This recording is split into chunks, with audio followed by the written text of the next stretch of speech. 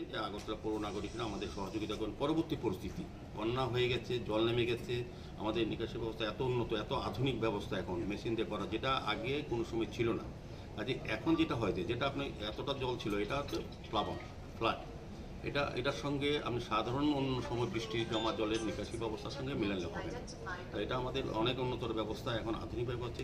বিশেষ কিছু কিছু ক্ষেত্রে অসুবিধা হচ্ছে, এবং যারা আমাদের সাফাই কর্মী, যারা আমাদের এই কাজটা করে, তারা কিন্তু অধিকাংশই যারা নদীর পাড়ে বিরারবন, মোল্লাপাড়া এসব জায়গায় ঋষিগুলি থাকে, ওনারা নিজেরাই ঘর থেকে বেরোতে পারছেন না, অনেক ক্ষেত্রে অসুবিধা। তারপরেও কিন্তু আমাদের কমিশনার সাহেব আজকে থেকে পুরোদমে কাজ চলছে, জনগণ সাহায্য করছে, বিভিন্ন স্বেচ্ছাসেবী সংগঠন, ক্লাব, ব্যক্তি এই কাজে এগিয়ে এসছে এই বন্যা মানুষের বাঁচানোর জন্য বা রক্ষা করার জন্য। তা আমাদের পৌর নিগমও বিভিন্নভাবে করা হচ্ছে।